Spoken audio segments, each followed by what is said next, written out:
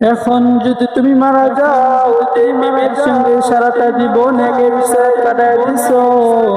তুমি আজকে মারা গেলে ওই বিবি একদিন কান্নাকাটি করবে, এরপর তোমাকে আবার ভুলে যাবে, নতুন একটা বিয়ে বসে নতুন ভাবে সংসার শুরু করবে।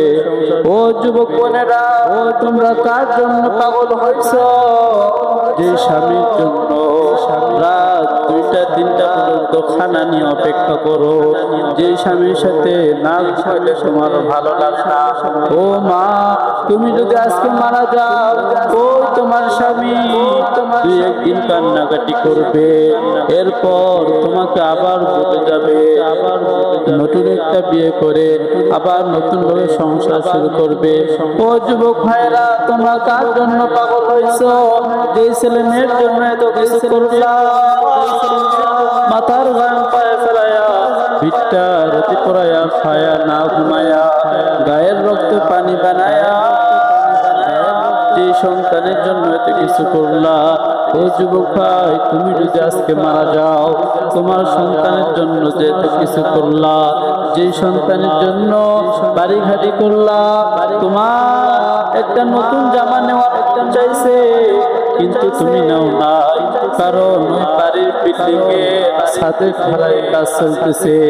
তুমি টাকাটা খরচ না করে ওই টাকাটা জমা করছো, তোমার একটু রসমালাই খাওয়ার ইচ্ছা করছে, কিন্তু খাও নাই, কারণ বিল্ডিং এর ছাদের ঢালাই চলতেছে। ওই টাকাটা জমা করছো, কার জন্য বিল্ডিং করলা, কার জন্য এত প্রাসাদ করলা?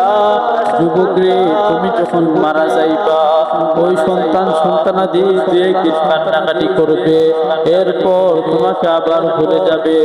যুবক রে, তুমি আল্লাহ তাআলাকে আজকে ভুলে আসো। তুমি মারা যাওয়ার পর আল্লাহ তাআলা তোমার বন্ধু হবে না। ও পদ্মার অন্তরালের মা, ও যুবক ভাইরা মা, এই দুনিয়াটা থাকার জায়গা না, কেউ কারো আপন না। তুমিও থাকতে পারবা না, আমিও থাকতে পারবো না।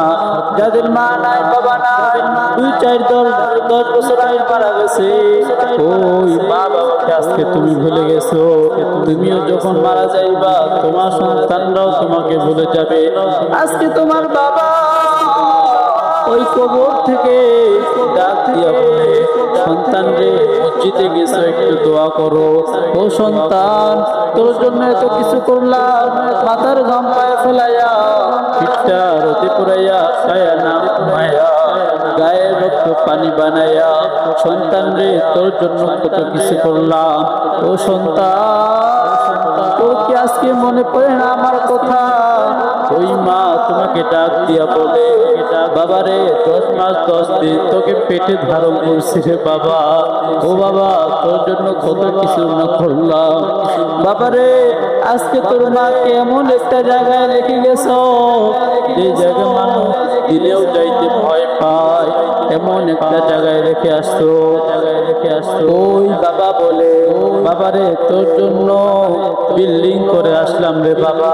ও বাবা, তোর টিনের চালের পানি, তোর বিল্ডিং এর ছাদের পানি আজকে গড়াইয়া গড়াইয়া আমার খবরের উপরে আসে রে বাবা।